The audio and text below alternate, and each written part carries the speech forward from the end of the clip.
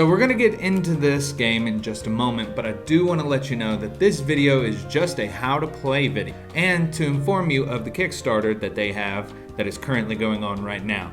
Now this is a sample that I will be showing you, so pieces will be prone to change based on the publisher's discretion. So with that, let's get into the video. Today we're going to be talking about a game called Kaiser Cucumber in the Gangs of McChanicle Corners by Fight in a Box, designed by Patrick Yang and Seppi Yoon. This is a 1 to 4 player game taking 13 minutes to play on average and recommended for the ages of 14 years and older. All that you have in the game are 36 cards representing the different gang leaders, members, and the officers seeking to catch the gangs. This is a lovely, chaotic, fast-paced game where your goal is to have the most points by the end of the game. This game is very fast-moving due to its simple nature, so how I'm going to go about this video is I'm going to explain the master cards, followed by how to set up a game, then how to play the game, then discuss the abilities of the characters and the masterminds, then how the game ends and how to count your points. First, starting with the mastermind cards, these are basically the gang leaders. Each player will have one gang leader and they'll receive this card face down. Now it's important to keep your mastermind card a secret as long as you need for it to, but at any point on your turn throughout the game you can reveal it to the table and use the ability of your mastermind once. We'll discuss a little bit more about that later, but now we're going to break down the card and look at the anatomy of it. So at the top you're going to see the name of the mastermind. Then to the left at the top you're going to see the gang symbol. Right below that in the middle you're going to see the rival gang. Then at the bottom left side you're going to see the remaining cards that you can have to garner points. More on that a little bit later. Then at the bottom of the card is the special effect that the mastermind has. Each ability is different with each mastermind, but we're going to discuss the special abilities later on in the video. And that's the makeup of the mastermind cards. So let's go ahead and I'm going to tell you how to set up a game. First, you're going to shuffle the mastermind cards face down, provide one to each player face down also. Once players receive their mastermind card, they can look at it privately, but make sure not to show other players. Next, we're going to find out who the first player is.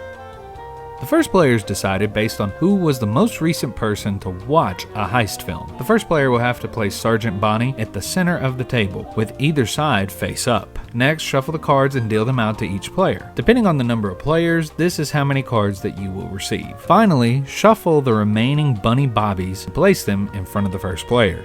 Now, you are ready to play.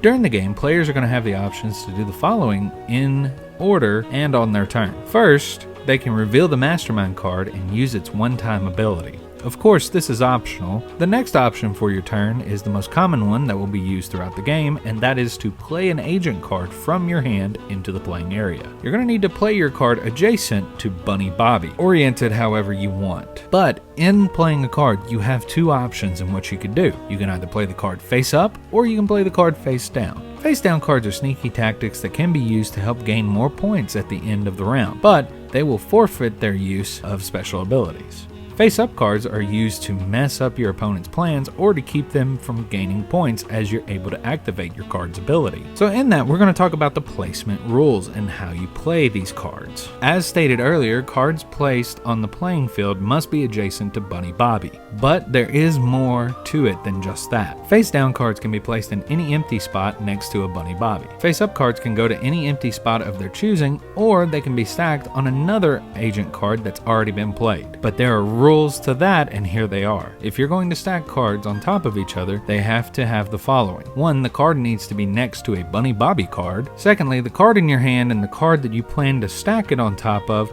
have to either be from the same gang or the same agent type. Basically, they either have to be the same color or the same creature. And so that's everything you need to know on a player's turn and about placement rules. So now let's focus on the abilities of the agents and the masterminds. There are 5 different types of creatures, or as we call them, agent cards, throughout the game. There's the minion. Their ability is you can pick a played card that's on the field and you can rotate it 180 degrees. Then we have the owl, where you can pick a card and flip it to its opposite side. Third, you have the squirrel, where you can pick up 2 cards and swap their positions on the field. The next agent card is a hedgehog, where you can pick a card that's out on the field, stack it on top of another card adjacent to it. And finally is the rat, where you're able to reveal face down cards at the end of the game. causing players to potentially lose points at the last second. Now let's share about the masterminds and their abilities. The first mastermind is Kaiser Cucumber. Kaiser Cucumber's special ability provides players with the opportunity to play an agent card anywhere and activate that agent card twice in one turn. The next mastermind is Prime Wellington. Prime's special ability is to pick a face-down card and swap it with any other card on the field and then repeat. This is a really good strategy card against stacked cards, as you're able to swap a Bunny Bobby onto a stack of agents, and that stack is immediately caught and removed from the playing field. Third, we have the Sovereign of Tea as our next mastermind. The Sovereign of Tea has a special ability that allows players to pick a Bunny Bobby card and stack it on any card adjacent to it and then repeat and do it again. This is a strong strategy to help remove cards from the field and alter opposing players' plans. The final mastermind is Tela Trusova. Tela Trusova's ability is to activate face-up agent card abilities. Then they flip that card over face down. When a player cannot make a move on their turn, then the round comes to an end. Essentially, that only happens when either a move cannot be made or cards run out. Then activates the end of round sequences, and here is what happens after that. The chase off with the Bunny Bobbies is the first thing that enacts. Players will be removing the face-up cards adjacent to any of the Bunny Bobbies with arrows pointing in their direction. These cards will go back to the deck face down. All cards and stacks fitting this description must be returned to the deck. Next, the Rat will snitch. Any agent cards or stacks adjacent to the Rat with an arrow pointing in their direction will be caught, no matter if it's face up or face down.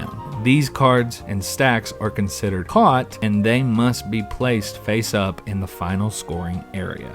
Third end around motion is the Jig is Up.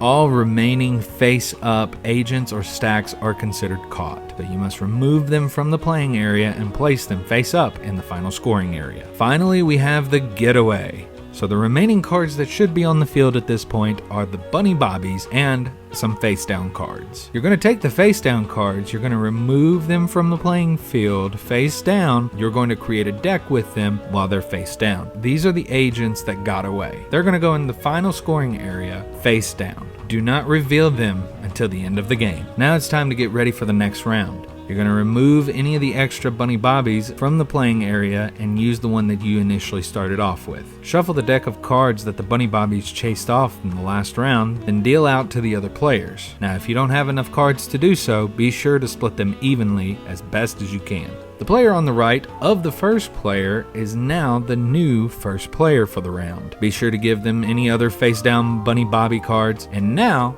everyone's ready for the next round. You're going to keep doing this until all of the cards have been removed and put into the final scoring area. Now, when cards are moved to the final scoring area, any caught agent cards should be stacked together based on their gang or their color. For the caught cards, this will be turned over to whoever is the rivals of them. Once you receive your rivals, you should place them on one side of the mastermind card. For this example, I'm going to use the left side. Next, players will reveal the agents who got away clean. Then you pass them to the correct masterminds that they belong to, and place them on an adjacent or opposite side of the mastermind card. For this example, I'm going to put them on top of the mastermind card. Finally, reveal the remaining deck from gameplay if you possess any. Provide the deck to the player with the most combined points, and we'll get to that in just a second. So this is how you're going to count up your points. You'll do the math based on the number of cards multiplied by the number of stars on the mastermind card. So for example, Kaiser Cucumber, every agent that got away clean is worth 2 points per card. Here in this example, I have 3 agents who got away, so I have a total of 6 points. The same principle applies with the rival cards. Back to Kaiser Cucumber, it's worth 1 point for every card that I own of a rival gang.